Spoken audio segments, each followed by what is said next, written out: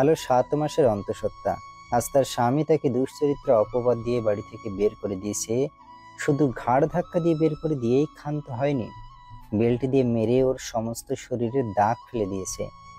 শরীরের কিছু কিছু জায়গা কেটে গিয়ে রক্ত বেরিয়ে এসেছে, আবার অনেক আঘাত নীল হয়ে ফুলে রক্ত জমাট হয়ে গেছে। শেষের দিকে তার স্বামীর বলা কথাগুলো এরকম ছিল। তুই কি মনে করস আমি জানি না? আমি ভালো করেই জানি তোর পেটের ওটা আমার না, অন্য কারোর পাপ আমার নামে চাপিয়ে দিতে চাইছিস তুই। আমি এটাও জানি কার পাপ পেটে নিয়ে ঘুরছিস তুই। তোর মতো চরিত্রহীন মা সাথে আমি ঘর করতে পারবো না। গরিব ঘরের মেয়ে, সহজ সরল হবে ভেবে বাবা মার কথায় বিয়েতে রাজি হয়েছিলাম, কিন্তু তুই যে একটা বেশ্যা তা এতদিন বুঝতে পারিনি। আমারই ভুল হয়েছে, বিয়ের আগেই তোর ভার্জিনিটি পরীক্ষা করে দেখে নেওয়ার দরকার ছিল। তোর মতো লোভী মেয়েরা 2 পয়সার জন্য যাত্রার সাথে শুয়ে পড়তে পারিস। আমার শালার কপাল, এত এত মেয়ে দেখার পরেও তোকেই বিয়ে করলাম। কথাগুলো শুনে হতবুদ্ধি হয়ে কয়েক মুহূর্ত পাথর হয়ে দাঁড়িয়েছিল আলো। ওর চোখের সামনে সবকিছু অন্ধকার দেখতে পাচ্ছিল। নাসির কি বলছে এসব? 2 বছর সংসার করার পর স্বামীর মুখে এমন কথা শুনবে কখনো কল্পনাও করেনি আলো। বড় ভাবি পাশেই দাঁড়িয়েছিলেন, উনিও দেবরের সাথে তাল মিলালেন। আমি অনেকদিন আগেই বুঝতে পেরেছিলাম এই মেয়ের স্বভাব চরিত্র ভালো না। বয়স কম হলে কি হবে, মনের মধ্যে ঝোঁকঝোঁকানি তো কম না। তখন বুঝতে পারিনি বিয়ের আগেই যে এই মেয়ে এইসব কাণ্ড করে বসে আছে। এখন তোমার সাথেই শুনছি ওর পেটের বাচ্চা তোমার না। ভাবো একবার, কত বড় দুশ্চরিত্রা এই মেয়ে। ঘরে স্বামী রেখে পরে গিয়ে পরপুরুষের সাথে সম্পর্ক রাখে, আবার ওই লোকের সাথে শুয়ে ওর বাচ্চাও পেটে ধরে। ছি ছি ছি ছি ছি, এসব নোংরামি করার আগে একবার ভাবলও না ধরা পড়লে বাড়ির মানুষের সামনে মুখ দেখাবে কিভাবে। অবশ্য কাকে কি বলছি আমি, এই ধরনের মেয়েদের মনে ডর ভয় থাকলে প্রেমিকের সাথে রাত কাটাতে পারতো। বাবা গো বাবা, এই কি ধোকাবাজ মেয়ে গো, এতদিন গাছেও খেয়েছে আবার তলারও কুড়িয়েছে। আলো আর শুনতে পারছিল না, এসব কথা তার সহ্য হচ্ছে না। গা গুলিয়ে বমি আসছে তার। 2 হাতে কান চেপে ধরে প্রতিবাদ করতে চাইল আলো। রুদ্ধ কণ্ঠে বলল, আপনারা এসব কি বলছেন ভাবি? আমি এমন কিচ্ছু করিনি। আপনারা যা যা বলছেন তার মধ্যে একটা কথাও সত্য নয়। আমি দুশ্চরিত্র নই। আপনাদের পায়ে পড়ি ভাবি, দোহাই লাগে, আমার নামে এত বড় মিথ্যে অপবাদ দিবেন না। আপনি নিজেও তো একটা মেয়ে, আমার বাচ্চাটা তো কোনো অপরাধ করেনি। ওকে সুস্থভাবে পৃথিবীতে আসতে দিন, কেন জন্মের আগে ওর গায়ে কলঙ্কের দাগ লাগাচ্ছেন? আলোর স্বামী হুঙ্কার দিয়ে বলেছে, চুপ মা চুপ, একটা কথা বলবি না তুই এই বাচ্চা নিয়ে। আর একটা কথা বললেও ওকে তো শেষ করবই, সাথে তোর জিভ টেনে ছিঁড়ে ফেলবো। আলো চোখের জল ফেলে কাঁদতে কাঁদতে বলেছিল, বিশ্বাস করুন, ও আপনারই সন্তান। আমি আল্লাহর নামে কসম কেটে বলতে পারি, আমি কোনো অন্যায় কাজ করিনি, কোনো পাপ আমার চরিত্রে লাগতে দেয়নি। আপনার কোথাও ভুল হচ্ছে। বড় ভাবির দিকে ফিরে আলো বলল, কেউ আপনাকে ভুল বুঝাচ্ছে, আমার নামে আপনার কানে বিষ ঢালছে। আপনি একটা বার আমাকে বিশ্বাস করুন। কিন্তু আলোর স্বামী তার কোনো কথাই শুনল না, বরং প্যান্টের বেল্ট খুলে ওকে ইচ্ছে মতো মারলো। বেল্টের এক একটা বাড়ি যখন পেটে লাগছিল তখন আলোর মনে হচ্ছিল ও মনে হয় মরেই যাবে। ওর বাচ্চাটাও মনে হয় পৃথিবীর আলো দেখতে পাবে না। অসহ্য যন্ত্রণায় মা মা বলে কাতরাচ্ছিল আলো। তখনই তার স্বামী ওর চুলের মুঠি ধরে টেনে তুলে দাঁড় করায় ওকে। দাঁত কিড়মিড় করে বলেছে, আমার বাড়িতে তোর মতো বেশ্যার কোনো জায়গা নাই। এক্ষণে আমার বাড়ি থেকে বের হয়ে যা তুই। আমার চোখের সামনে থাকলে আমি তোকে মেরে ফেলবো। ব্যথায় আলোর সারা শরীর অবশ হয়ে আসছিল, ঠিক মতো দাঁড়াতে পারছিল না আলো। এই অবস্থায় নাসির থেকে বাইরে বের করে দিয়ে ওর মুখের উপর দরজা লাগিয়ে দেয়। শরীরে অসহনীয় যন্ত্রণা আর চোখের সামনে একরাশ অন্ধকার নিয়ে মধ্যরাতে অনিশ্চিত ভবিষ্যতের দিকে পা বাড়ালো আলো। 7 মাসে তার পেটের আকার অনেকটা বড় হয়েছে, পায়েও পানি এসেছে মনে হয়। ইদানিং পাগুলো কেমন ফোলা ফোলা লাগছে, হাঁটতে কষ্ট হচ্ছে আলোর। চোখ দিয়ে আর পানি বের হচ্ছে না। আলোর মনে হয় তার চোখের পানি শুকিয়ে যাচ্ছে। একটু কান্না করার পরেই চোখ দিয়ে আর পানি বেরোয় না। 2 বছর ধরে সে তো আর কম কাঁদেনি, বিয়ের পর থেকে তো চোখের পানি তার নিত্যদিনের সাথে ছিল। স্বামী কখনো তাকে বোঝার চেষ্টা করেনি। তার কাছে সে শুধু ভোগের পণ্য ছিল, যাকে উনি বিয়ে নামক দাম দিয়ে বাজার থেকে কিনে নিয়েছিল। ওর ইচ্ছা অনিচ্ছার কোনো দামই ছিল না লোকটার কাছে। তবুও আলো মানিয়ে নিয়েছিল। প্রথম প্রথম মানাতে কষ্ট হলেও একসময় ঠিকই কিন্তু মানিয়ে নিতে পেরেছিল লোকটাকে। সে কতবারই ভালোবাসতে চেষ্টা করেছিল, কতটা বাসতে পেরেছিল তা সেও জানে না। শ্বশুর শাশুড়ির মন কোনো দিনই পায়নি সে। আলো গরিব ঘরের মেয়ে ছিল, শাশুড়ির চাওয়া মতো কিছুই দিতে পারেননি তারা। সেসব নিয়েও আলোকে কম কথা শুনতে হয়নি। আলো ওর বড় জায়ের চোখের কাঁটা ছিল। অপ্রকাশিত কোনো একটা কারণে বিয়ের দিন থেকে যা তার শত্রু হয়েছে, সব কাজে তাকে ছোট করাই ভাবির একমাত্র উদ্দেশ্য ছিল। ভাবি কোনো কারণ ছাড়া কেন তাকে এত অপছন্দ করে, তার কারণটা বিয়ের প্রথম বছর পার হবার পর আলো একটু একটু আন্দাজ করতে পেরেছিল। ভাবি নিজের স্বামীর থেকে তার দেবরকে একটু বেশি ভালোবাসেন, আর তাই দেবরের বিয়েটা মন থেকে মেনে নিতে পারেননি তিনি। আলো সব বুঝেও কাউকে কিছু বলেনি, কারণ তার স্বামীর চরিত্রে সে ভাবির প্রতি কোনো দুর্বলতা কোনো দিনই লক্ষ্য করেনি। নিস্তব্ধ জনমানবহীন রাস্তায় হাঁটতে হাঁটতে আলো ভাবছে কোথায় যাবে সে এখন। বাবার বাড়ি ছাড়া যাওয়ার মতো আর কোনো জায়গা নেই তার। নাসির কি বাবা মাকে সব জানিয়ে দিয়েছে? বাবা মা কি নিজের মেয়েকে বিশ্বাস করবে, নাকি বাকি সবার মতো বাবা মাও তাকে অবিশ্বাস করে তাড়িয়ে দেবে? ক্লান্ত শরীরে এলোমেলো ভাবে পা ফেলতে ফেলতে আলো নিজের বাবার বাড়ির কাছে চলে এলো। বাড়ির সামনে এত মানুষ কেন? হঠাৎ ভাবনাটা মনে আসতে বুকে স্যাঁত করে উঠলো আলোর। বাবার কিছু হয়নি তো? অনেকদিন ধরেই বাবা অসুস্থ হয়ে বিছানায় পড়েছিলেন। তাহলে কি বাবা মারা গেছে? তাই এত রাতে বাড়ির সামনে মানুষের ভিড়। একটু এগোলে আলো চাপা কান্নার শব্দ শুনতে পেল। মা কাঁদছে। তাহলে আলো যা ভেবেছিল সেটাই হয়েছে। বাবার এই দুনিয়ায় নেই। বাবার মৃত্যুর ভাবনা মনে এলেও আজ আলোর কান্না পেল না। কাঁদবে কেন সে? বাবা তো ওনার কষ্ট থেকে মুক্তি পেয়েছেন। মানুষটা সারা জীবন শুধু কষ্টই করে গেছে, কখনো সুখ করতে পারেননি। আলো মানুষের ভিড় ঠেলে দরজার সামনে গিয়ে দাঁড়ালো। বাবাকে একটা সাদা চাদর দিয়ে পা থেকে মাথা পর্যন্ত ঢেকে রাখা হয়েছে। বাবার মাথার পাশেই বসে মা কাঁদছে। আলোকে দেখে মায়ের চোখ জ্বলে উঠলো যেন। আলোর দিকে এগিয়ে আসছেন উনি। আলো বুঝলো বাবা মারা গেল ঠিকই, কিন্তু শেষ রক্ষা হলো না। শেষ নিঃশ্বাস ত্যাগের আগে তার কলঙ্কের কথা বাবা ঠিকই জেনে গেছেন। মা ঝাঁঝালো গলায় চিৎকার করে বললেন, হতভাগী মুখ পুড়ে এখানে কেন এসেছিস তুই? কি দেখতে এসেছিস এখন? মানুষটা জীবনের শেষ সময়টুকু কিভাবে লজ্জায় অপমানে তরপাতে তরপাতে মরছে তা দেখতে এসেছিস? অমন নোংরা কাজ করার আগে লজ্জা করলো না তোর? তুই আমার মেয়ে, এই মেয়েকে আমি পেটে ধরেছি। ছি, এই দিন দেখার আগে আল্লাহ আমার মরণ দিল না কেন? তোর মতো কালনাগিনী আমার মেয়ে হতে পারে না। আলো কিছুই বলল না। নীরবে মার সব অভিযোগ অপমান গ্রহণ করলো। তার চোখ জ্বালা করছে, কিন্তু চোখ দিয়ে এক ফোঁটা পানি বের হচ্ছে না।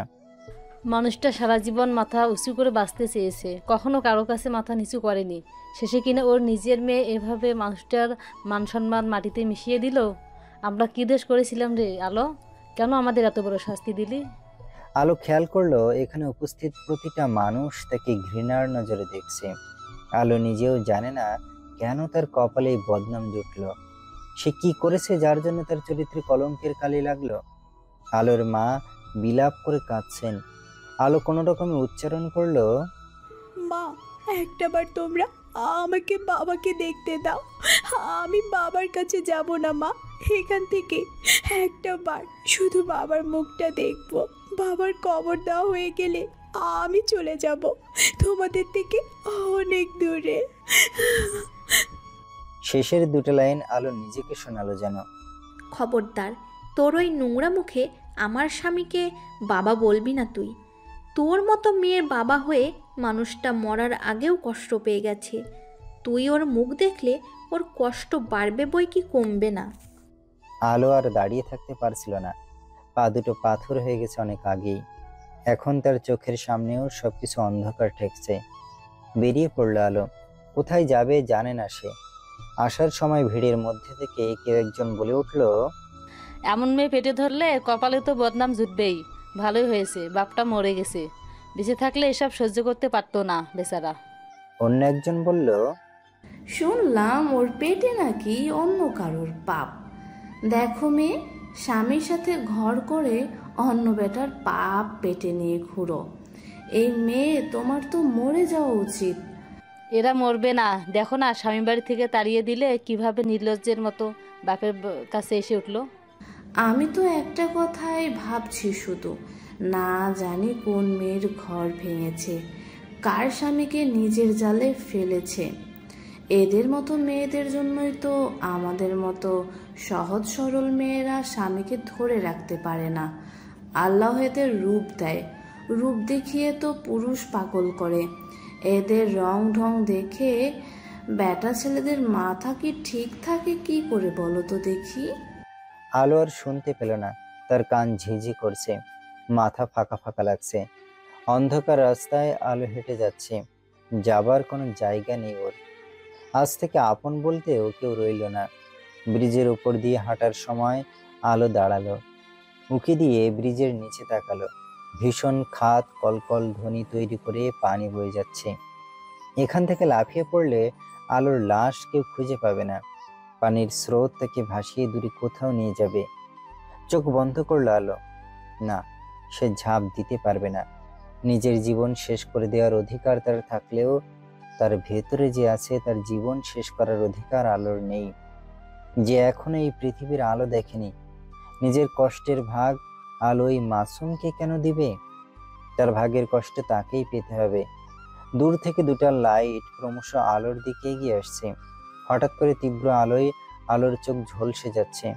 ভালো করে তাকাতে পারছে না সে দুই হাত চোখের সামনে এনে ধরলো। আর ঠিক তখনই পিচ ঢালা রাস্তার বুকে টায়ারে কর্কশ শব্দ তুলে আলোর দুই হাত সামনে একটা গাড়ি এসে ব্রেক কষলো।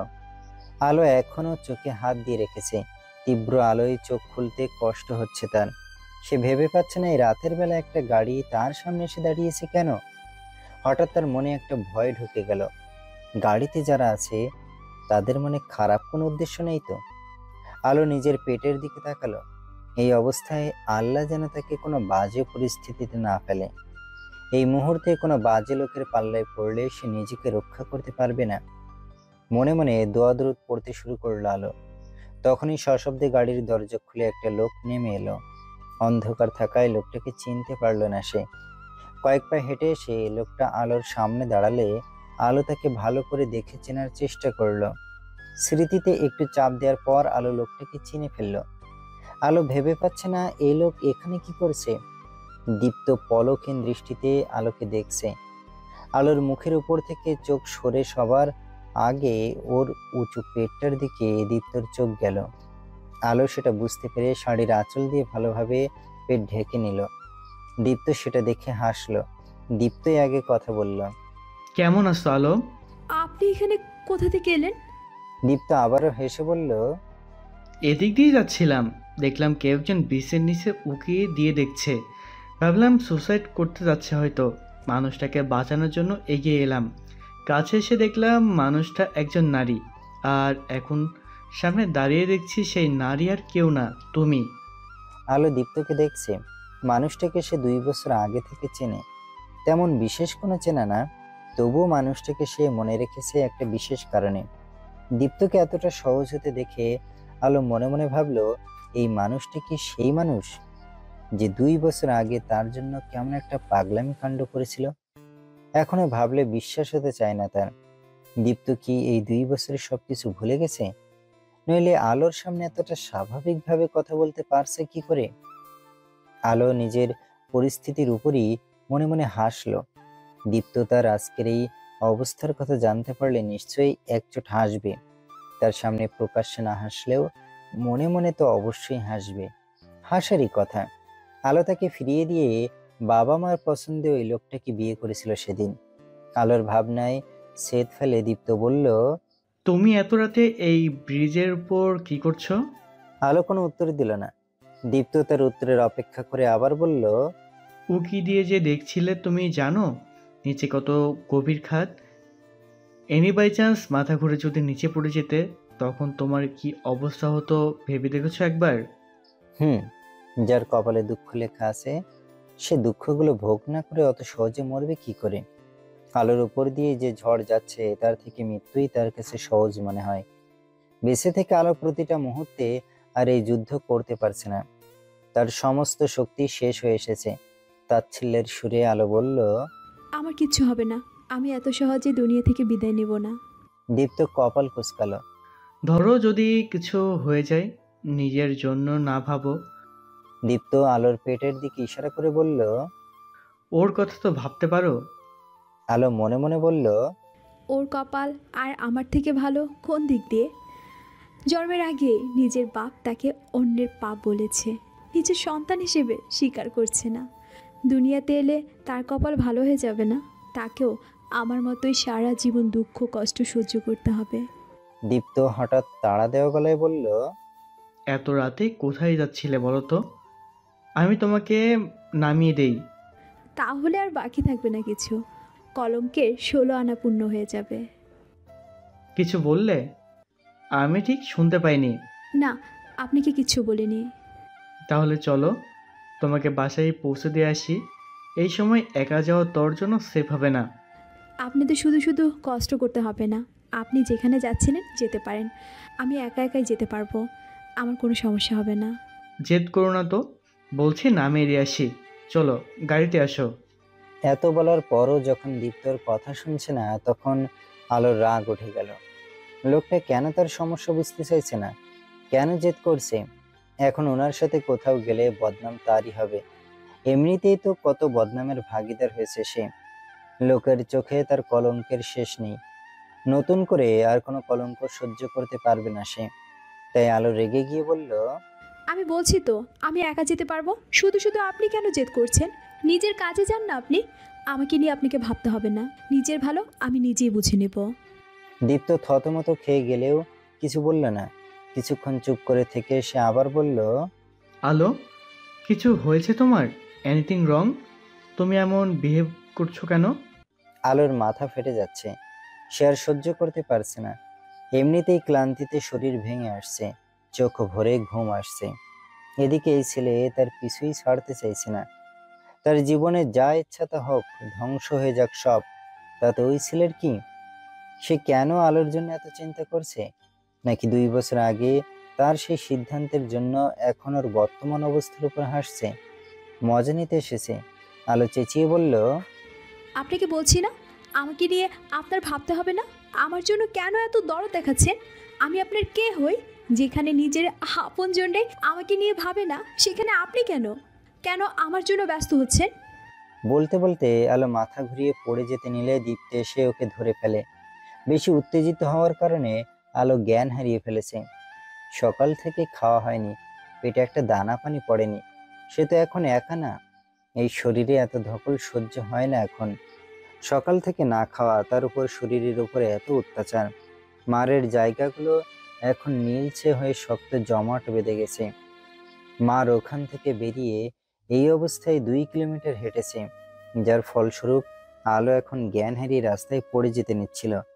দীপ্ত না থাকলে আলো পড়েই যেত। দীপ্ত আলোকে ধরার পর বুঝতে পারলো আলোর গা গরম, জ্বরে গা পুড়ে যাচ্ছে।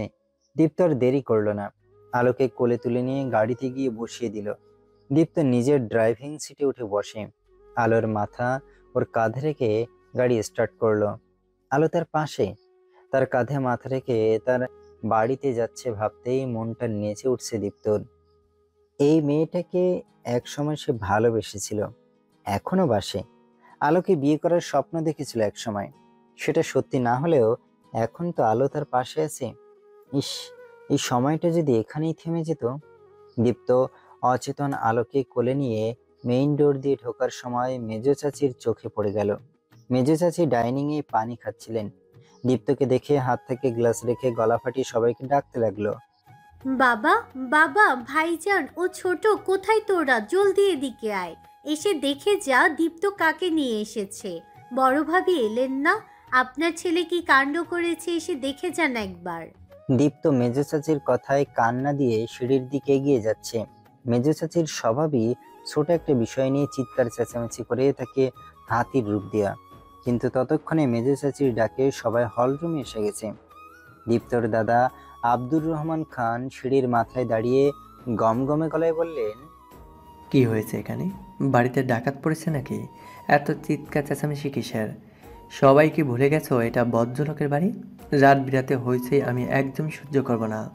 মেজো চাচির সাথে সাথেই বলে উঠলেন, চিৎকার চেঁচামেচি কি এমনি করছি বাবা? দেখুন আপনার নাতি রাত বিরাতে কাকে যেন বাড়িতে নিয়ে এসেছে। ওর দিকেই তাকিয়ে দেখুন না, মেয়েটা ওর কোলে ঘুমিয়ে আছে।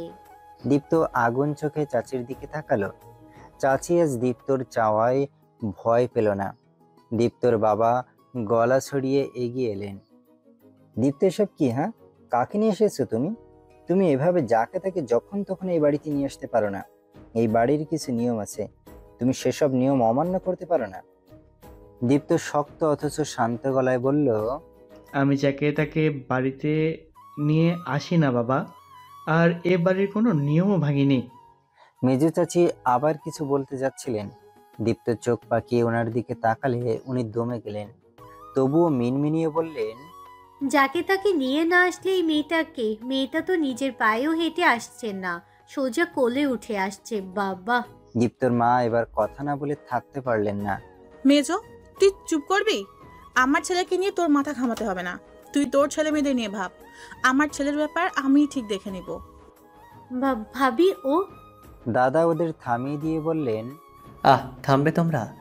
দীপ্তর সাথে আমাকে কথা বলতে দেবে। দীপ্ত কে এই মেয়ে? ওকে এভাবে কেন বাড়িতে নিয়ে এসেছো? দীপ্তর বাবা অবাক হয়ে বললেন, থাকবে মানে? ওর যাবার জায়গা নেই তাতে আমাদের কি? পৃথিবীতে এমন অনেক মানুষের থাকার জায়গা নেই, তাই বলে কি সবাইকে তুমি আমাদের বাড়িতে এনে তুলবে? অচেনা একটা মেয়েকে আমাদের বাড়িতে কেন থাকতে দেবে? সবার কথা জানি না বাবা, ওকে এই বাড়িতে থাকতে দেবে কারণ আমি ওকে বিয়ে করব। পৃথিবীর সব আশ্রয়হীন মেয়েকে যদি বিয়ে করতাম তাহলে হয়তো তাদের সবাইকেই এই বাড়িতেই জায়গা দিতে হতো। সবাইকে যেহেতু করতে পারছি না, তাই আপাতত আলোকেই বাড়ির বৌমা মেনে নাও। দীপ্তর এসব কথা শুনে সবার মুখ থেকে সমস্বরে একটা কথাই উচ্চারণ হলো, বিয়ে? হ্যাঁ, 2 বছর আগে আমি ওকে বিয়ে করতে চেয়েছিলাম, তখন পারিনি, কিন্তু এবার আমি কারো বাধা মানব না। বাবা রেগে গিয়ে বললেন, 2 বছর আগে কেউ তোমাকে বাধা দেয়নি, ওই মেয়ে নিজেই তোমাকে ফিরিয়ে দিয়েছিল। মানুষ মাত্রই ভুল বাবা, তখন সে যে ভুল করেছে তা এখন শুধরে নিবে। এতক্ষণে বিস্ময়ের ধাক্কা সামলে নিয়ে মা বললেন, তুই কি ওকে জোর করে ধমক দিয়ে এসেছিস দীপ্ত? মেয়েটা জেগে নেই কেন? অজ্ঞান করে তুলে এনেছিস? বিয়েতে এই মেয়ের মত আছে? দীপ্ত মার মুখের দিকে তাকিয়ে সব ঠিক আছে হাসি দিল। ছেলের মুখে এই হাসি দেখলে ওনার আর কোনো চিন্তা থাকে না। কিন্তু মেজো চাচি বলে উঠলেন, কিন্তু এই মেয়ের তো বিয়ে হয়ে গিয়েছিল, তুমি একটা বিবাহিতা মেয়েকে বিয়ে করবে দীপ্ত? ওর স্বামী কি ওকে ডিভোর্স দিয়েছে নাকি তুমি ভয় দেখিয়ে? দীপ্তর আগুন চোখের দিকে তাকিয়ে চাচির বেশি কিছু বলার সাহস পেলেন না। আমি আলোকেই বিয়ে করব, ওই আমার বউ হবে। এতে যদি কারো কোনো আপত্তি থাকে তাহলে আমাকে বলো, আমি আলোককে নিয়ে এই বাড়ি ছেড়ে চলে যাব। ছেলের কথা শুনে ইয়াসির খান রাগ সামলাতে না পেরে কাঁপা গলায় বললেন, দীপ্ত, তুমি কিন্তু অসভ্যতা করছো। করলে করছি বাবা, কোনো কালেই তো আমি তোমাদের চোখে সভ্য ছিলাম না। দীপ্ত, বাবা ছেলের মাঝে গুরুতর ঝগড়া লেগে যাবার আগে আব্দুর রহমান খান ওদের দুজনকেই থামিয়ে দিলেন। গম্ভীর গলায় বললেন, বিয়ে তোমার যাকে খুশি তুমি তাকেই করতে পারো, এতে আমাদের আপত্তি থাকার কিছুই নেই। 2 বছর আগেও আমি তোমাকে বাধা দেইনি, এবারও দেব না। কিন্তু যে মেয়ে তোমাকে 2 বছর আগে ফিরিয়ে দিয়েছে, এবার কি সে তোমাকে গ্রহণ করবে? এবারও যে এই মেয়ে নিজের বাবা মার কথা শুনে তোমার হাত ছেড়ে দেবে না, তার কি নিশ্চয়তা আছে তোমার কাছে? দাদুর কথা শুনে দীপ্তর ঠোঁটের কোণে মুহূর্তের জন্য হাসির রেখা ফুটে উঠে মিলিয়ে গেল। এবার আলো পিছিয়ে যাবে না দাদু, সে নিশ্চয়ই এবার আমার হবেই। না গেলি ভালো, তবে আর একটা কথা, তুমি আমার নাতি, তোমার সুখের কথা ভেবে তোমার সব আবদার, সব পাগলামি, সব জেদ মেনে নিলেও যদি কখনো এমন সময় আসে যে তোমার জেদের জন্য আমার বংশে মাথা নিচু হয়েছে, তাহলে তুমি আমার যত আদরই হও না কেন, আমি তোমাকেও ছেড়ে কথা বলবো না। তেমন কিছু হবে না দাদু, তুমি নিশ্চিন্তে থাকতে পারো। সব ঝামেলা এত সহজে মিটে যাচ্ছে দেখে মাঝখান থেকে মেজো চাচি বলে উঠলেন, কিন্তু বাবা, এই মেয়ের স্ট্যাটাস আর আমাদের স্ট্যাটাসের রাত দিন আকাশ পাতাল তফাৎ। এই মেয়ে কিভাবে এই বংশের বউ হবে বাবা? তার উপর ওর আগেও একবার বিয়ে হয়েছে। দাদু কিছু বলার আগেই দীপ্ত হুঙ্কার ছেড়ে বলল, ও, স্ট্যাটাসের কথা তুমি বলছো মেজমা? তোমার মুখে না এসব কথা ঠিক মানায় না। তোমার বাবা তার 2 নাম্বারি কাজের দায়ে মাসে কয়েকবার জেলে যায়, হিসাব আছে তো তোমার কাছে? নাকি আমি আবার একবার বলে মনে করিয়ে দিব? আচ্ছা, এই তো 3 দিন আগে একটা ঘটনা মনে করিয়ে দেই। তোমার বাবা নাকি মেয়েদের নিয়ে ব্যবসা করে, এমন একটা গুজব বেরিয়েছিল। আমার কাছে গুজব বলে মনে হয় না অবশ্য। তুমিও ভালো করে জানো সত্যি তোমার বাবা এই কাণ্ড করেছে, সেজন্য ওনাকে পুলিশ অ্যারেস্ট করে। খবরটা নিতান্তই গুজব, এতে সত্যতা নেই। প্রমাণ করিয়ে উনি রাতারাতি বেরিয়ে আসেন। সবার সামনে দীপ্তর করা এই অপমানে মেজো চাচি থরথর করে কাঁপতে লাগলেন। চোখ আগুন করে ফোপাতে ফোপাতে বললেন, তোমার এত বড় সাহস, তুমি আমার বাবাকে? রাগে কাঁপতে কাঁপতে কথা শেষ করতে পারলেন না উনি। দীপ্ত চাচির এই বিহাল অবস্থা দেখে ভীষণ মজা পাচ্ছে। ঠোঁট টিপে হাসতে হাসতে সে বলল, এ বাবা, না না না না, তোমার বাবা আমার নানা হন। নানা সম্পর্কে এই কঠিন সত্য আমি কোনো অবস্থাতেই উচ্চারণ করতে পারি না। জিভে কামড় দিয়ে মাথায় এপাশ ওপাশ দুলিয়ে বলতে থাকলো, উনি মদ, গাঁজা, হিরোইন, ফেন্সিডিল মেয়ে নিয়ে যা খুশি তা করুক, আমি কিছু বলতে পারবো না, কারণ উনি আমাদের আত্মীয়। তার থেকে বড় কথা, সমাজে তোমাদের স্ট্যাটাস কত উপরে দেখতে হবে না? দাঁতে দাঁত চেপে মেজো চাচি বললেন, দীপ্ত, আমি তোমার বাড়াবাড়ি একদম সহ্য করব না। এক্ষুনি আমি তোমার চাচুকে বলছি, দাঁড়াও। দীপ্ত যেন চাচার কাছে বিচার দেওয়ার চাচির ওই হুমকিতে ভীষণ ভয় পেয়েছে এমন মুখভঙ্গি করে বলল, আমি ভীষণ ভয় পেলাম। দীপ্তর বাবাও মেজো বউয়ের বাবা লোকটাকে বিশেষ পছন্দ করেন না, কারণ ওনারা আলাদা পার্টির লোক। তাই তিনি ছেলেকে বাধা দেওয়ার কোনো প্রয়োজন বোধ করলেন না, বরং তিনি এই মুহূর্তে ছেলের করা প্রতিটা আচরণে মজা পাচ্ছেন। তার ছেলে মেজো ভাইয়ের অতি আধুনিক এই বউটিকে ঘোলের পর ঘোল খাইয়ে যাচ্ছে দেখে আনন্দ অনুভব করছেন। দীপ্তটা যে অ্যাক্টিং করতে পারে। মনে মনে উনি বললেন, বাপ কা বেটা, I am proud of you my son. এগিয়ে যাও, ওই মুখোশধারী সাপের সব বিষ বের করে দাও। আব্দুর রহমান খান এতক্ষণ স্তব্ধ হয়ে সবটা দেখে যাচ্ছিলেন। ওনার মেজো ছেলের বউ দীপ্তকে মনে মনে হিংসে করে এটা উনি জানতেন, কিন্তু দীপ্ত কবে থেকে এতটা অভদ্র হয়ে গেল ভেবে উনি স্তম্ভিত। দীপ্ত তো আগে এমন ছিল না। হ্যাঁ, একটু রাগী ছিল, এটা তিনি অস্বীকার করবেন না। বাইরের মানুষের সাথে যাই করুক, কিন্তু পরিবারের কেউ তাকে একটা চড় মারলেও চুপ করে থাকার স্বভাব ছিল তার। আজ সেই স্বভাবের দীপ্তর সাথে ওনার সামনে দাঁড়ানো দীপ্তর কোনো মিল খুঁজে পাচ্ছেন না তিনি। দীপ্ত কবে ওনার অজান্তে এভাবে পুরোপুরি পাল্টে গেল? অনেক হয়েছে, আমি যে এখানে আছি তা হয়তো কারো মনেই নেই। তোমরা থামো এবার। নিজেদের মধ্যে কি নিয়ে অমন লেগে পড়লে তোমরা? বাবা, দীপ্ত আমার বাবাকে। দাদু, আমি রুমে যাচ্ছি।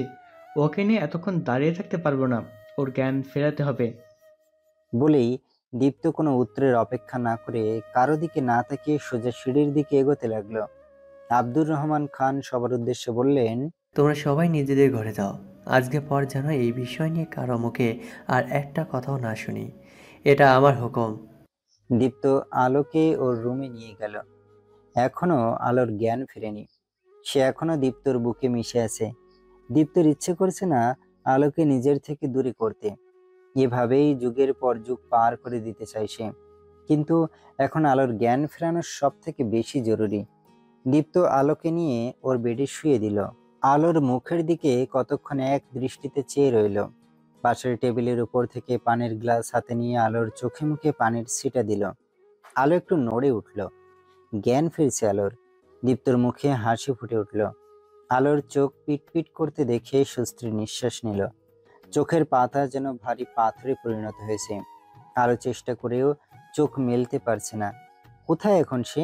তার বাচ্চাটা, সে কি বেঁচে আছে, নাকি ওরা দুজন মৃত্যুর পরের জগতে এসে পড়েছে? অনেক কষ্টে আলো চোখ মেলল। এত আলো, এত আলো কিসের? সে কোথায় আছে এখন? চোখ মেলেই সবার আগে দীপ্তকে দেখতে পেল সে। দীপ্ত আলোকে তাকাতে দেখে মৃদু হেসে বলল, ঠিক আছে তুমি? এখন কেমন লাগছে? কোথায় যাচ্ছি আমি? আপনি? আমার বাড়িতে আছো তুমি। তখন রাস্তায় তুমি জ্ঞান হারিয়ে ফেলেছিলে, আমি তোমাকে আমার বাড়িতে নিয়ে এসেছি। আতকে উঠল আলো। এই পাগল লোকটাকে নিজের বাড়িতে নিয়ে এসেছে কেন? আলোকে অপমান করা, লজ্জা দেওয়াই কি এই লোকের আসল উদ্দেশ্য? আলোকে এই লোকটা বুঝাতে চাইছে। সেদিন আমাকে ফিরিয়ে দিয়ে তুমি ঠিক কাজ করোনি। আমাকে বিয়ে করলে আজ তোমার এই অবস্থা হতো না। আমাকে বিয়ে করলে তুমি খুশি থাকতে পারতে। এত বড় বাড়ি, ব্যাংক ব্যালেন্স, গাড়ি, সম্মান, মর্যাদা সব পেতে তুমি। তোমার একটা সিদ্ধান্তে এই সব কিছু তোমার হতে পারত। তোমার নিজের ভুলের জন্য আজ তোমাকে আশ্রয়হীন হয়ে রাস্তায় ঘুরতে হচ্ছে। সব ভুল তোমার আলো।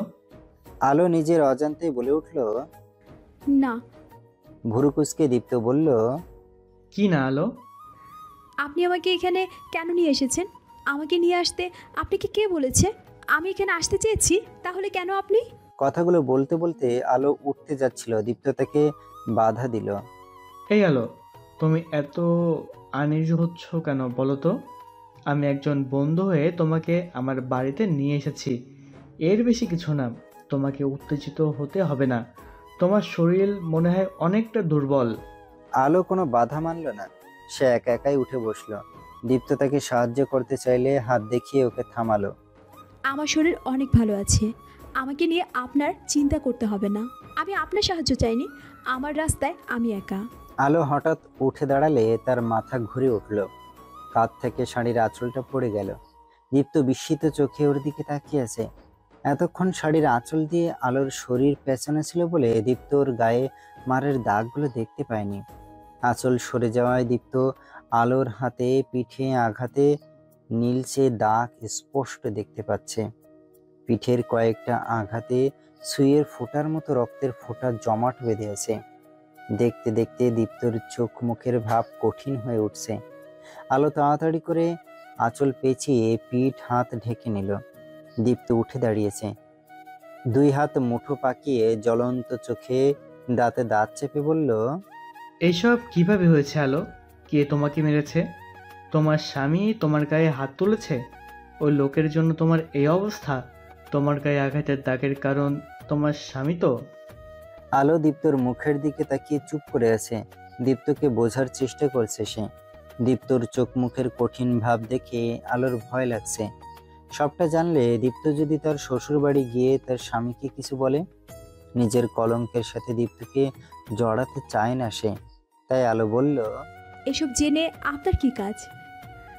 আর আপনি আমার ব্যক্তিগত জীবন নিয়ে এসব প্রশ্ন করছেন কেন? কোন অধিকারে?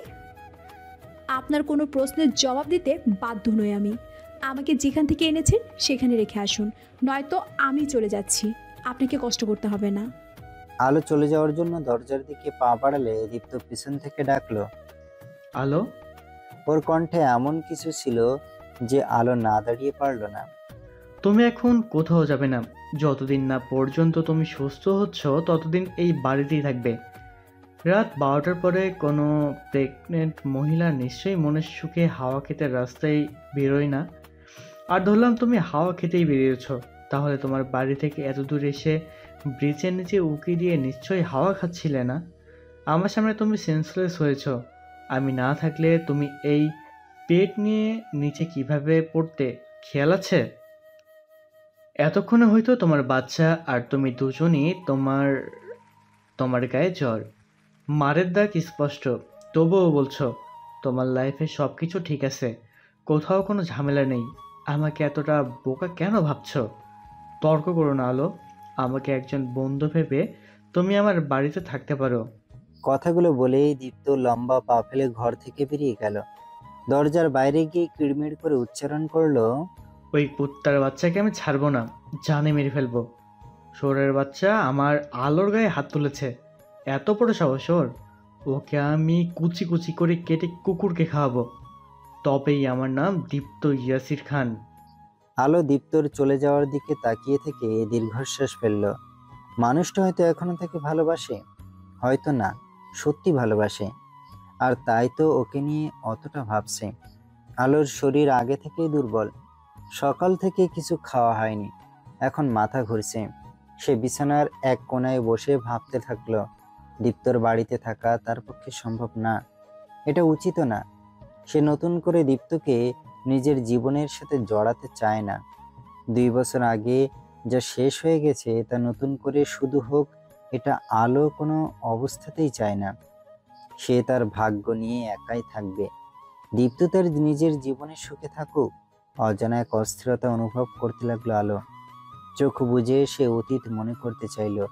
দীপ্তর সাথে ওর পরিচয় বেশি দিন আগের কথা না, এই তো 2 বছর আগের সেই দিনগুলো চোখের সামনে এখনো ভেসে উঠছে।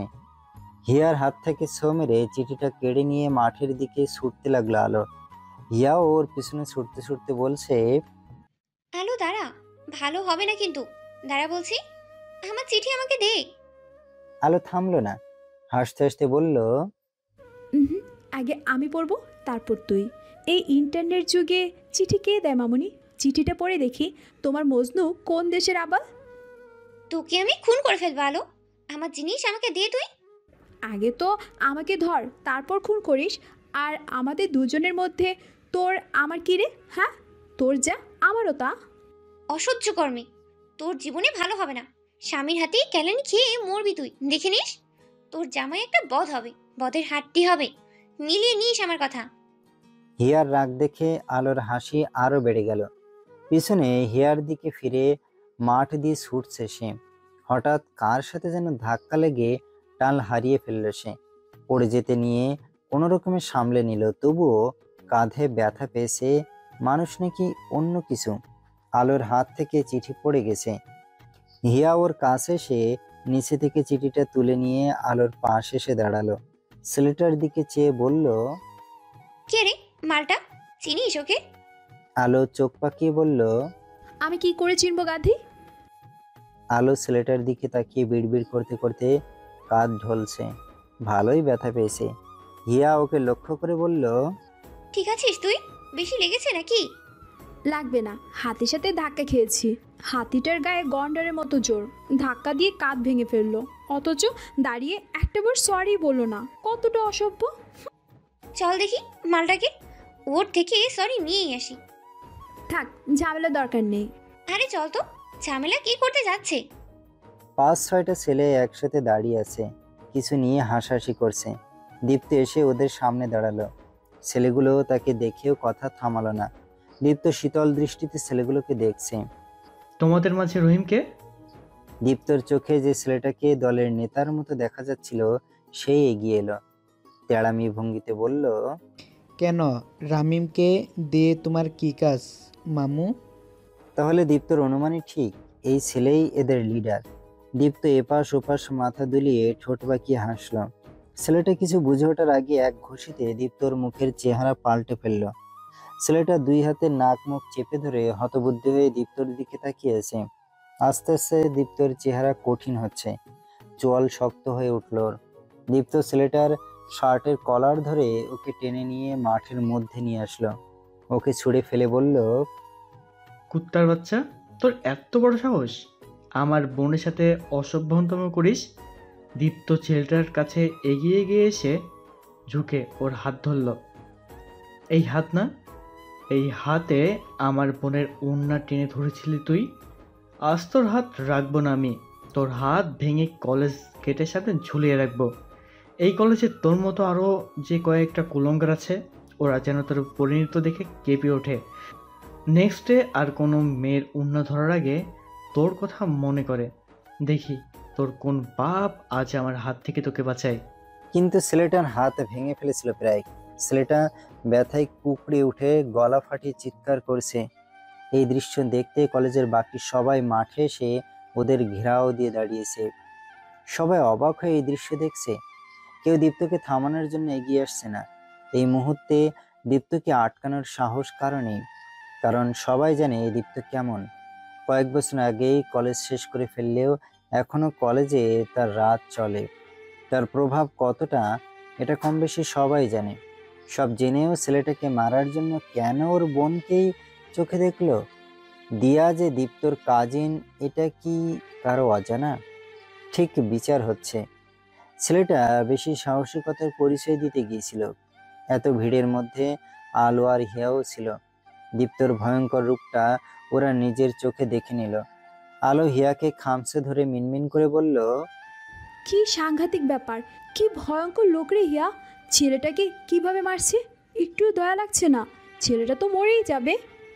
তুই ছেলেটার কথা ভাবছিস?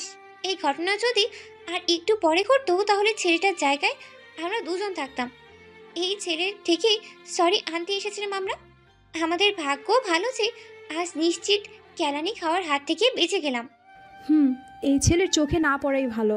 এটা মানুষ না, আস্ত শয়তান। চল কেটে পড়ি দোস্ত। আরে দাঁড়া না, দেখি কি হয়। কি হয় তা দেখার জন্য তুই দাঁড়িয়ে থাকবি এখানে?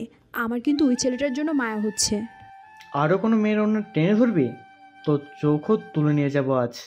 কোনো মেয়ের দিকে চোখ তুলে তাকাতে পারবি না তাহলে। দীপ্ত মারতে মারতে ছেলেটাকে প্রায় আধমরা বানিয়ে ফেলেছে। ছেলেটার চোখ উল্টে যাচ্ছে, নখ দিয়ে রক্ত বেরোচ্ছে। ভাইয়া ওকে ছাড়। কি করছিস ভাইয়া? সেটা মরে যাবে। ভাইয়া ছাড় প্লিজ, ওর শাস্তিও পেয়ে গেছে, ছেড়ে দে ওকে। দিয়া লাইব্রেরিতে ছিল। ওর এক বন্ধু গিয়ে ওকে খবরটা দিলে দিয়া ভাইকে থামানোর জন্য ছুটে আসে। দিয়া, মাঠে গিয়ে দেখ কি হচ্ছে। তোর ভাই রাহিমকে মেরেই ফেলল। ওর হাত মনে হয় ভেঙেই ফেলেছে। ছেলেটা মরে যাওয়ার আগে তোর ভাইকে গিয়ে থামা। দীপ্তকে দিয়ে আটকাতে পারলে তো? তার এই ভাইটা রেগে গেলে কারো কথাই শুনে না। দিয়া দীপ্তকে পেছন থেকে আঁকড়ে ধরে ছেলেটার থেকে দূরে নিয়ে আসার চেষ্টা করছে। ভাইয়া পাগল হয়ে গেছিস তুই? সেটা মারা গেলে তখন কি করবি? মরুক, ওর মতো কুলঙ্গারের বাঁচার অধিকার নেই। দিয়া দীপ্তকে তুলে দাঁড় করিয়েছে। ওর দুই হাত ধরে রেখেছে যেন ছেলেটাকে আর মারতে না পারে। দীপ্ত লাথি মেরে বলল, ওই শালা ওই, আমার বোনের পা ধরে মাপ চা শালা। বল আপু, আমাকে ক্ষমা করে দিন, আমার ভুল হয়ে গেছে। এমন ভুল আর জীবনে হবে না। বল মাপ চা, নাইলে এক্ষুনি তোকে পুঁতে ফেলবো শালা। তাড়াতাড়ি পা ধর। ছেলেটা নিজের জীবন বাঁচানোর তাগিদে সত্যি দিয়ার পায়ের উপর এসে পড়ল। মুখ দিয়ে কথা বের হচ্ছে না ওর, তবু অস্পষ্ট স্বরে দীপ্তর বলা কথাগুলোই বলতে লাগলো। দিয়ার ছেলেটার উপর সত্যি মায়া হচ্ছে। ছেলেটা যেন মরে না যায় আবার। হয়েছে, ও মাপ চেয়েছে, এবার চল ভাইয়া, আর মারতে হবে না। তুই তোকে মেরেই ফেলছিলি। দীপ্ত দিয়ার হাত ছাড়িয়ে গা ঝাড়া দিয়ে শার্ট ঠিক করলো। শার্টের হাতায় রক্ত লেগেছে। দীপ্ত এতক্ষণ যতটা রেগেছিল এবার ঠিক ততটাই শান্ত হয়ে গেল। স্বাভাবিক গলায় বলল, তো কি মারবো না? আমার বোনের সাথে কেউ অসভ্যতম করবে আর তা জেনে আমি চুপ করে থাকবো? এমনি এমনি ছেড়ে দেবো ছেলেটাকে? ও মরে গেলেও আমার কিচ্ছু যেতে আসতো না। শালা আমার বোনের ওড়না টেনে ধরে। ওর কত বড় বুকের পাঠা, জানে মেরে ফেলা উচিত। স্কাউন্ডেল। দিয়া ভাইয়ের হাত ধরে ভিড় ছেড়ে বেরিয়ে আসছে। তোকে এসব কে জানিয়েছে? মা? না, মেজমার মুখে শুনেছি। এই মেজমাটা না, আমি সবাইকে না করেছি তোকে যেন কিছু না জানাই। মেজমা ঠিকই কথাটা তোর কানে তুলেছে। আমাকে জানাতে চাচ্ছিল না কেন তুই? তোকে জানাতাম আর তুই এসে এসব করতি। না জানিয়েও তো শেষ রক্ষা হলো না। ঠিকই তুই মারপিট করলি। জেঠু জানতে পারলে অনেক রাগ করবে। দাদা কি করবে কে জানে। তোকে আমার জন্য এত ভাবতে হবে না।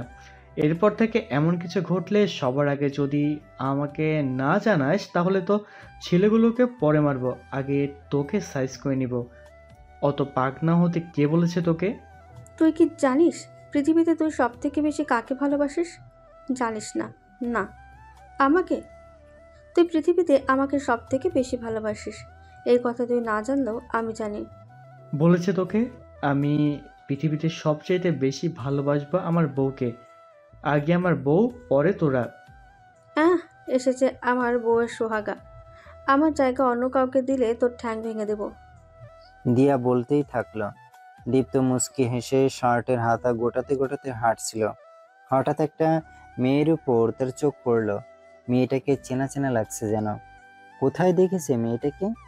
ও, একটু আগে তো এই মেয়েটার সাথে ধাক্কা লেগেছিল। পালা দোস্ত। দীপ্ত আলোকে দেখছে বুঝতে পেরে আলো ঝট করে পিছনে ফিরে উঠল। হিয়ার হাত ধরে ওকে টেনে নিয়ে ভিড়ের ভেতরে হারিয়ে গেল। দীপ্ত বুঝতে পেরেছে তাকে ভয় পেয়ে মেয়েটা অমনভাবে পালিয়ে গেল। হঠাৎ শব্দ করে হেসে উঠল সে। মেয়েটা কি বলল? পালা দোস্ত। এই ভাইয়া, তুই পাগলের মতো একা একা হাসছিস কেন? মাথাটা কি সত্যি গেছে? কি হয়েছে রে? কিছু না। আলো দীর্ঘশ্বাস ফেলল। এভাবেই ওদের প্রথম দেখা হয়েছিল। তারপর আরো কত ঘটনা ঘটে গেল। 2টা বছর আলো সব ভুলেছিল। আজ আবার নতুন করে অতীতের কথা মনে করিয়ে দিতে তার জীবনে দীপ্তর আগমন ঘটে। দরজায় শব্দ হলে আলো ওদিকে তাকালো। দীপ্ত এসেছে, হাতে খাবারের প্লেট। আলো মনে মনে ভাবল, লোকটা আমার জন্য এত কিছু কেন করছে? লম্বা পা ফেলে ভেতরে এলো দীপ্ত। খাবার প্লেট টেবিলের উপর রেখে ড্রয়ার থেকে ফার্স্ট এড বক্স বের করে নিয়ে এসে আলোর সামনে দাঁড়ালো। তোমার জন্য খাবার এনেছি। রাতে খেয়েছো কিনা জানি না, তাই কিছু মুখে নিয়ে মেডিসিন নিয়ে নাও।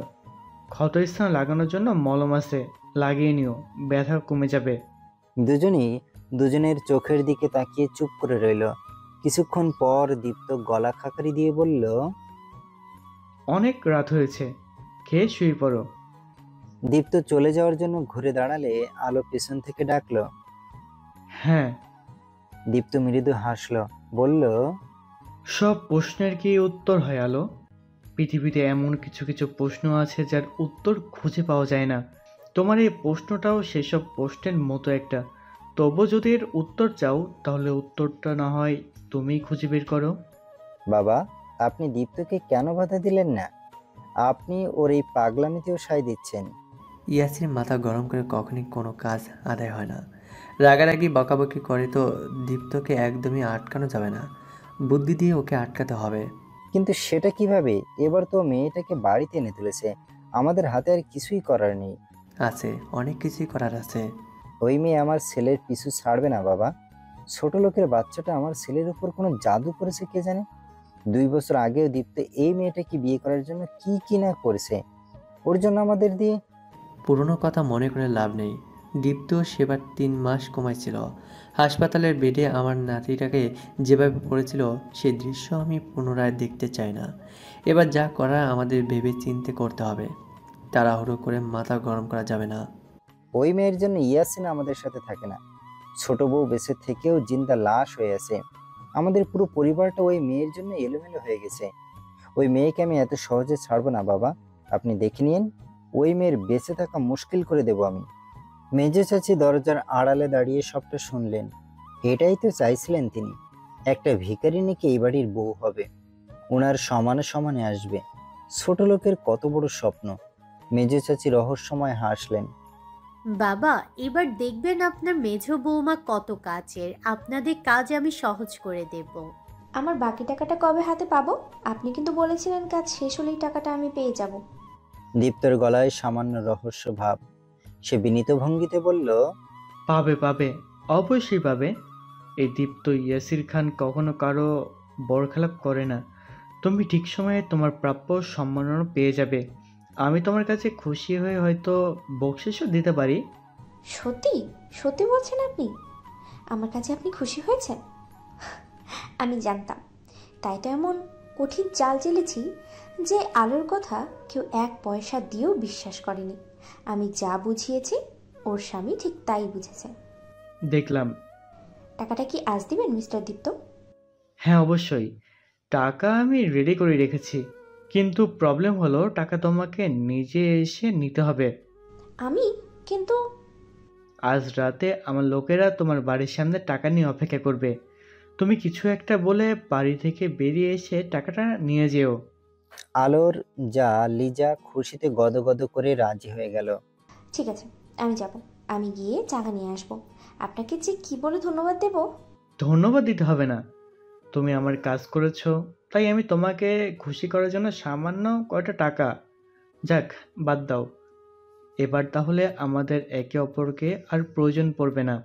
না না, কী যে বলেন, আপনার যে কোনো দরকারে যদি আমাকে কাজে লাগে তাহলে তো ভালোই, বিনা দ্বিধায় আমাকে ডাকতে পারেন।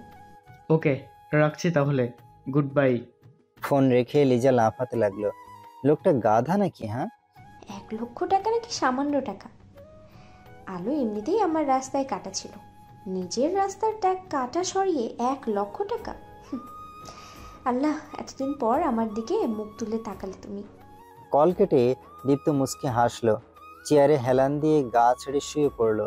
সিলিংয়ের দিকে তাকিয়ে ভাবছে সে, এই অতি লোভী বোকা মহিলা তাকে সাহায্য না করলে আলোকে নিজের করে পেতে আরো কয়েকটা দিন অপেক্ষা করতে হতো তাকে। রাতে আলোর ঘুম হয়নি। ঘুম না হওয়াটাই স্বাভাবিক। সে যাদের ভালো করে চেনে না জানে না তাদের বাড়িতে আছে। এ বাড়ির সাথে তার কোনো সম্পর্ক নেই। বাড়ির মানুষগুলো তাকে কিভাবে গ্রহণ করেছে কে জানে। আদৌ মানুষগুলো তাকে গ্রহণ করেছে কিনা সেটাও জানে না সে। আলো পেটে হাত ধরে পায়চারি করতে করতে ভাবছে, না না, দীপ্ত বন্ধু হয়ে আমাকে সাহায্য করতে চাইলে তবুও আমি তার সাহায্য নিতে পারবো না। আমার জন্য মানুষটার জীবনে নতুন করে কোনো ঝামেলা তৈরি হোক তা আমি চাই না। আর তাছাড়া এখানে থাকলে এবারের মানুষগুলো আমাকে কি ভাববে? এদের ছেলেকে ফিরিয়ে দিয়েছিলাম আমি, এখন সমস্যায় পড়ে আবার এদের বাড়িতে উঠেছি। না, আমি চলে যাব। পেটে হালকা ব্যথা অনুভব করলো আলো। সে তার বাচ্চার সাথে কথা বলছে। বাবারে, কবে আসবি তুই? তোর মায়ের এই কষ্ট যে শেষ হবার নয়। পৃথিবীতে এসে তোকেও তো এই কষ্টের ভাগিদার হতে হবে। তোকে কি আমি সুন্দর একটা জীবন দিতে পারবো? আলো মনে মনে হাসলো। তার নামের মধ্যেই যা আলো নিয়ে ঘুরছে সে, অথচ তার জীবনে এতটুকু আলো নেই। চারিদিকে শুধু অন্ধকার আর অন্ধকার। উনি কি আমায় খুঁজছেন? রাগের মাথায় বাড়ি থেকে বের করে দিল। রাগ কমলে উনি ঠিক নিজের ভুল বুঝতে পারবেন। হঠাৎ আলোর নিজের উপরই রাগ হলো। এখনো সে ওই লোকটার ঘরে ফিরে যাওয়ার কথা বলছে, যার কাছে তার কথার কোনো মূল্য নেই। বাবা মা ভাবের কথা শুনে তাকে অবিশ্বাস করে, নিজের সন্তানকে অস্বীকার করে, স্ত্রীর চরিত্রে কলঙ্ক লাগায়, স্ত্রীকে দুশ্চরিত্রা অপবাদ দেয়, 7 মাসের গর্ভবতী স্ত্রীর ওপর অমানবিক নির্যাতন করে। তার কাছে আবার ফিরে যাবে সে। 2টা বছর একসাথে থেকে সংসার করেও যে মানুষটার বিশ্বাস অর্জন করতে পারেনি, সে মানুষের সাথে নাকি বাকি জীবন কাটানো কি সহজ হবে? পৃথিবীর সব সম্পর্ক টিকে থাকার একটাই মূল, আর তা হলো বিশ্বাস। যে সম্পর্কে বিশ্বাসী নেই সেই সম্পর্কে ভালোবাসা কতটুকু আছে? একটা সম্পর্কে ভালোবাসা, বিশ্বাস, ভরসা কিছুই নেই। শুধু কি লোকের কথার ভয়ে সেই সম্পর্ক সারা জীবন বয়ে নিতে পারবে সে? না। আলো এই সম্পর্ক থেকে নিজেকে মুক্ত করে নেবে। কেন? তার নিজের কি কোনো আত্মসম্মান বোধ নেই? মেয়ে হয়েছে বলে কি স্বামীর সব অন্যায় অত্যাচার মেনে নিতে হবে?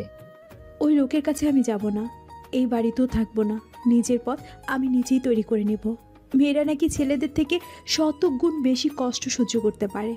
তাই তো সৃষ্টিকর্তা মেয়েদের মা হবার সুযোগ দিয়েছেন। মেয়ে জাতি প্রসব যন্ত্রণা সহ্য করে নতুন প্রাণ দিতে পারে। মেয়েদের দুর্বল ভাবার কোনো কারণ নেই। আমার কাউকে লাগবে না, আমার জন্য আমি যথেষ্ট। আলো এই বাড়িতে আসার পর এখনো একজন মানুষের সামনে পড়েনি। সে যে এই বাড়িতে আছে এটা কি কেউ জানে না? কেউ তো একবার দীপ্তর খোঁজ নিতেও এ ঘরে আসছে না। তাহলে কি দীপ্ত সবাইকে বারণ করেছে কেউ যেন তার কাছে না আসে? এমন সময় দরজায় নক করলো কেউ। আলো সেদিকে তাকালো। একজন ভদ্র মহিলা বেশ সেজেগুজে দাঁড়িয়েছে। গায়ে ভারী গহনা, পাথর বসানো এত পাতলা একটা শাড়ি পরেছেন যে স্পষ্ট পেট দেখা যাচ্ছে। মহিলা যেন এক্ষুনি পার্টি থেকে ফিরেছেন, নয়তো পার্টিতে যাচ্ছে। মহিলা আলোর সামনে এসে দাঁড়ালো। আলোকে পা থেকে মাথা পর্যন্ত দেখলো। তাচ্ছিল্য ভরা কণ্ঠে বলল, তুমি আলো? জি। মহিলা মুখ বাঁকিয়ে বললেন, এই রূপ নিয়ে এত কিছু? আমি তো ভেবেছিলাম তুমি আরো সুন্দরী। যাকগে, আমি দীপ্তর মেঝো চাচি। তা কতদিন আছো এখানে? আলো বুঝতে পারছে না এই মহিলা কি উদ্দেশ্য নিয়ে তার কাছে এসেছে। আমি এই বাড়িতে থাকবো না। রিয়েলি? অবশ্য না থাকলেও আমাদের দীপ্তর জন্য ভালো। তুমি তো জানতে দীপ্ত তোমাকে পছন্দ করে, তবুও এত বছর পর তার হাত ধরে এখানে থাকতে চলে এলে। আমাদের ছেলেটাকে লাইভে মুভ অন করতে দিবে না, তাই না? আমি এখানে থাকতে আসিনি, উনি আমাকে নিয়ে এসেছেন। আমি তো তখন অজ্ঞান। ওসব তো তোমার নাটক, এই বাড়িতে ঢোকার একটা প্ল্যান। আপনি না জেনে আমাকে এসব বলতে পারেন না। 100 বার পারি। তোমার স্বামী কি তোমাকে ডিভোর্স দিয়েছে নাকি পালিয়ে এসেছো? মেজো চাচি আলোর উঁচু পেটের দিকে তাকিয়ে কপাল কুঁচকে ফেললেন। ও মাই গড, তুমি প্রেগনেন্ট, একজনের বাচ্চা পেটে নিয়ে আরেকজনের সাথে চলে এসেছো। এই অবস্থায় তো তোমার ডিভোর্সও হয়নি। দীপ্ত অন্য একজনের বাচ্চা সহ স্ত্রীকে বাড়িতে এনে তুলেছে। ও গড, আমরা তো কিছুই জানতাম না।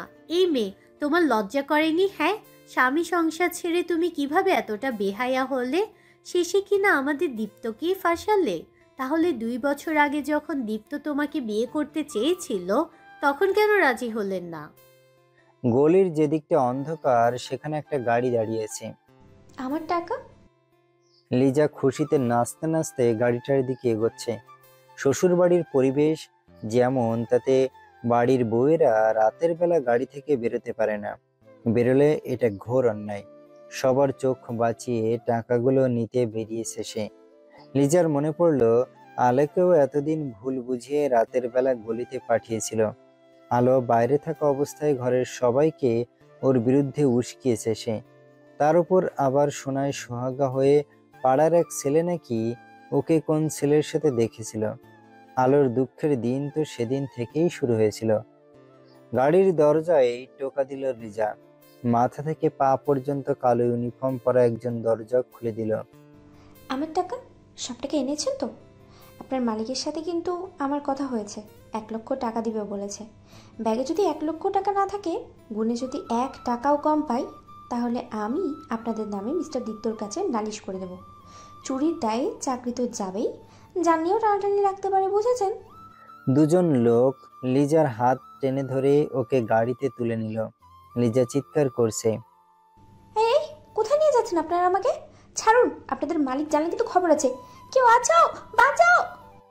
লোকগুলো লিজার মুখ চেপে ধরায় আর কোনো কথা উচ্চারণ করতে পারল না সে। লিজাকে নিয়ে গাড়িটা গলির মাথায় অন্ধকারে মিলিয়ে গেল। লিজা হয়তো এখন কল্পনাও করতে পারছে না তার কপালে কি ঘটতে যাচ্ছে, কার ফাঁদে পা দিয়েছে সে। সাদা একটা কাপড়ের টুকরো দিয়ে লিজার মুখ বেঁধে দেওয়া হয়েছে। গাড়িতে উঠেও চিৎকার করছিল সে। দীপ্তর লোকেরা লিজাকে দীপ্তর গোপন আস্তানায় নিয়ে আসে। দীপ্ত আগেই এখানে চলে এসেছে। পুরানো মতে একটা স্টোর রুমে চেয়ার পেতে পায়ের উপর পা রেখে বসে আছে সে। ঘরটায় আলো একেবারেই নেই বললেই চলে। তবে ভাঙা টিনের চালের ফাঁক ফোকর দিয়ে যেটুকু আলো আসছে তাতে আফসাভাবে সামনের মানুষটাকে দেখা যায়। নিজের উপস্থিতি ছাড়াও অন্য কারো উপস্থিতি টের পেতে এই আলোটুকুই যথেষ্ট। 2 পাশ থেকে 2জন লোক লিজার 2 হাত ধরে ওকে টেনে নিয়ে আসছে। ও আসতে চাইছে না, পা মাটির সাথে গড়াচ্ছে, হাত দুটো ছাড়িয়ে নেওয়ার আপ্রাণ চেষ্টা করছে। বস, নিয়ে এসেছি। দীপ্ত হাতে লাইটার নিয়ে খেলা করছে।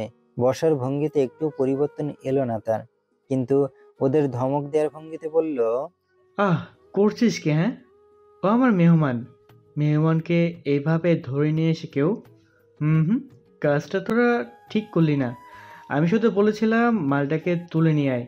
তোরা তো দেখি আমার কথাটা উল্টে মানে করে ওকে হাত পা বেঁধে টেনে হিস্ট্রে ছিঁড়ে ফেলার উপক্রম করেছিস।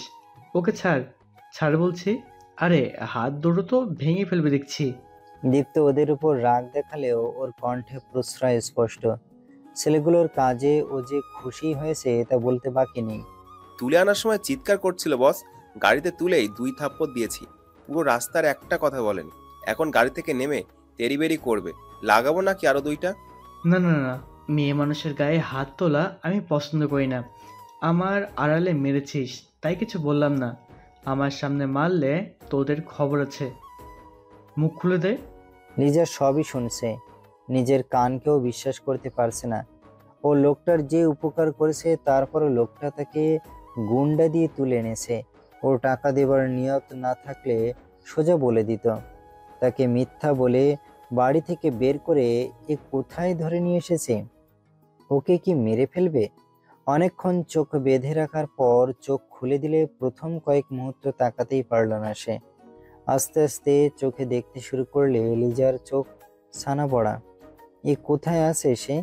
এখান থেকে বেরোনোর পথ কোথায়? কিভাবে এদের হাত থেকে মুক্তি পাওয়া যাবে? ঝাপসা অন্ধকারেও সামনের একটা চেয়ারে বসে থাকা দীপ্তকে দেখতে পাচ্ছে সে। আতঙ্কগ্রস্ত গলায় লিজা চিৎকার করে বলল, আমাকে এখানে কেন নিয়ে এসেছেন মিস্টার দীপ্ত? এসব কি হচ্ছে? আমাকে কিডন্যাপ করার কারণটা কি? দীপ্ত আতকে ওঠা গলায় বলল, কিডন্যাপ? মিসেস লিজা, আপনি এসব কি বলছেন? আপনি আমার মেহমান, আমি আপনাকে কিডন্যাপ করতে যাব কোন দুঃখে? কিডন্যাপ না করলে আপনার লোক জোর করে আমাকে গাড়িতে তুলে চোখ মুখ বেঁধে দিল কেন? আমি এতদিন যা যা করেছি সব তো আপনার কথা মতোই করেছি। আপনি বলেছেন বলেই তো আলোকে বাড়ি থেকে বের করার জন্য আমি রাজি হয়ে আপনার সাথে হাত মিলিয়েছি। আপনি বলেছেন আপনার হয়ে কাজ করলে আমাকে আপনি টাকা দিবেন। আপনি সব প্ল্যান করেছেন। সেই প্ল্যান অনুযায়ী আলোকে আমি ওর স্বামীর চোখে দুশ্চরিত্রা প্রমাণ করেছি। নাসির, এমনকি আমার শ্বশুর শাশুড়িকে পর্যন্ত বুঝিয়েছি যে আলোর পেটের ওই বাচ্চাটা অন্য কারোর বাপ। আপনার প্ল্যান মতো সবাই তো আলোকে ভুলই বুঝেছে। নাসির আলোকে বাড়ি থেকে বের করে দিয়েছে। আপনি তো এমনটাই চেয়েছিলেন। এখন আপনার চাওয়া পূরণ করার পরে আমার টাকা দিচ্ছেন না, উল্টো লোক লাগিয়ে আমাকে কিডন্যাপ করে এনেছেন। এই আপনি জবান কাজ সহিল করে এখন পাল্টি খাচ্ছেন আমার সাথে। আমি কিন্তু কোনো সহজ মহিলা না মিস্টার দীপ্ত। আমার টাকা না পেলে আলোকে আমি আপনার সত্যটা জানিয়ে দেব। হঠাৎ দীপ্তর চোখ দিয়ে যেন আগুনের ফুলকি বেরোতে লাগলো। মুখের চেহারা ভয়ানক হয়ে গেছে তার। এই ঘরে পর্যাপ্ত আলো থাকলে লিজা দীপ্তর ভয়ঙ্কর রূপ দেখতে পেত। দরকার পড়লে সে দীপ্ত কয়েকটা নির্দয় হতে পারে তা লিজার জানা নেই বলেই এতগুলো কথা বলার সাহস পেল। ঝট করে চেয়ার ছেড়ে উঠে দাঁড়িয়ে গেছে দীপ্ত। লাথি দিয়ে পেছন দিকে চেয়ারটা ফেলে দিয়ে ঘুষি পাকিয়ে লিজার দিকে এগিয়ে এলো সে। লিজার মুখের সামনে হাত তুলে মাঝপথে নেমে গেল। দাঁত কিড়িমিড়ি করে হাত নামিয়ে নিয়ে পাশে পড়ে থাকা ভাঙা টেবিলে ঘুষি মেরে ওটাকে কয়েক টুকরোই বিভক্ত করে ফেলল। বা হাতে লেজার গাল চেপে ধরেছে দীপ্ত। মাংসে নখ বিঁধে যাচ্ছে। ব্যথায় কাতরাতে লাগলো লিজা। কুত্তার বাচ্চা, তো সাহস হয় কীভাবে আমার মুখে মুখে কথা বলার? হ্যাঁ, আমি তোকে বলেছিলাম ওসব করতে। সব প্ল্যান আমার ছিল, আমার কথা মতোই সব হয়েছে। টাকার লোভ দেখিয়ে তোকে আমি আলোর বিরুদ্ধে ব্যবহার করেছি। লিজাকে ধাক্কা দিয়ে ফেলে দিল দীপ্ত। ওর পাশে গিয়ে এক হাঁটু গেড়ে বসলো। সবই আমার চাওয়ার মত হয়েছে, কিন্তু আমার প্ল্যানে আলোকে মার খাওয়ানোর কোনো সিন ছিল না। ওটা তুই করেছিস, আমি খুব ভালো করে বুঝতে পারছি। আলোকে তুই সহ্য করতে পারিস না, তাই আমার অজুহাত দিয়ে আলোর উপর নিজের রাগও মিটে নিলি, তাই না? আমি আমি কিছু করিনি। নাসির ওকে মেরেছে। আমার কোনো দোষ নেই। দীপ্ত হুঙ্কার ছাড়ল। ওই কুত্তার বাচ্চা, ওই তুই থাকতে ওই কুলঙ্গের আলোর গায়ে হাত তুলে কীভাবে? তুই কি করছিলি তখন? কেন আটকালি না? হ্যাঁ, মজা দেখছিলে তুই? মজা? আমার আলো মার খেয়ে কষ্ট পাচ্ছিল আর তুই মজা দেখছিলি? ওই স্ক্যান্ডালটা আমার আলোকে মেরেছে না, আমার আলোকে কষ্ট দিয়েছে। ওকে তো আমি ছাড়বো না। যে হাত দিয়ে আমার আলোকে কষ্ট দিয়েছে ওর ওই হাতই রাখবো না আমি, তার আগে তোকে। আমাকে ছেড়ে দিন, আমাকে ক্ষমা করে দিন। আমি কিচ্ছু করিনি। আলো আমার শত্রু না। আমি চুপ চুপ চুপ, কথা না, একদম কথা না। তোর জন্য কি শাস্তি রেডি আছে দেখবি। আমি আগে থেকেই ব্যবস্থা করে রেখেছি, দাঁড়া তোকে দেখাই। দীপ্ত দাঁড়ালো। শার্টের হাতা গোটাতে গোটাতে বাঁকা হাসলো। তার চোখ চিকচিক করছে। ওই করে তোরা নিয়ে আয়, মেহমানের খাতিরদারি কর। কইরে বস রেডি। Good, very good. এই ঘরের দরজা জানালা সব পেরেক মেরে বন্ধ করে দিয়েছিস তো? Yes boss. ফাঁকফোকর গলে এই মুটি বেরিয়ে যেতে পারবে না তো? না বস, একটা ইঁদুরও বেরোনোর রাস্তা রাখিনি। এটা তো একটা হাতি। আমাদেরকেও দরজা না খুলে দিলে দুনিয়া উল্টে গেলেই এই মুটি এখান থেকে বেরোতে পারবে না। দীপ্ত হাসছে, খুশি হয়েছে সে। তোর নামটা যেন কি রে? বাপ মার দেওয়ার নাম পাল্টে আমি নাম রেখেছি ডন। Good, very good. তোকে আমার ভালো লেগেছে। কাজের আছিস তুই, এখন থেকে আমার সাথে সাথে থাকবি তুই। সব আপনার কি পা বস? বক্সে মাল আছে তো, নিয়ে নে। ওগুলা এবার ছেড়ে দে। অনেকক্ষণ ধরে বেচারা আটকাই পড়ে আছে, ওগুলোকে মুক্ত করে দে। তা কতদিন ধরে না খাইয়ে রেখেছিস ওদের? 2 দিন বস। Good, very good. 2 দিন ধরে না খাওয়া শিকারি ওরা। মুটিটাকে একটু একটু করে খাবে। আমি যাচ্ছি, কাল আমি এখানে না আসার আগে কেউ ওকে যেতে দিবি না। জি বস। লিজা তার স্বরে চেঁচাচ্ছে। নিজের একটা কথাও এখানের কেউ শুনছে না, তার চিৎকার কানেই নিচ্ছে না। 2টা বক্সের মুখ খুলে দিয়ে সবাই ঘর থেকে বেরিয়ে গেল। 50-50 করে 2 বক্স থেকে 100টা ইঁদুর আর চিকা বেরিয়ে এলো। ওদের চিচি শব্দ কানে যেতেই লিজার হাত পা ঠান্ডা হয়ে গেল। 2 হাঁটু বুকের কাছে গুটিয়ে নিল সে। চিৎকার করার জন্য হাঁ করেও মুখ দিয়ে শব্দ বের হচ্ছে না। জীবনে সে এই 2টো জিনিসকেই সবচেয়ে বেশি ভয় পায়। দেখলেই গায়ে কাঁটা দিয়ে ওঠে, রক্ত শীতল হয়ে যায়। একটা ইঁদুর লিজার পায়ে ঠোকর দিলে লিজা লাফিয়ে 2 হাত পেছনে সরে এলো। না না, খেয়ে ফেলবে, ওরা আমাকে খেয়ে ফেলবে। কেউ আছো? দীপ্ত, দরজা খুলুন, আমাকে যেতে দিন। আপনি আমাকে মারুন, তবু আমাকে এদের মাঝে ছেড়ে চলে যাবেন না। আমি ওদের ভীষণ ভীষণ ভয় পাই, আমাকে খেয়ে ফেলবে। আবার চিচি শব্দ কানে আসতে লিজা পাগলের মতো করতে লাগলো। কাছে আসবে না, কাছে আসবে না।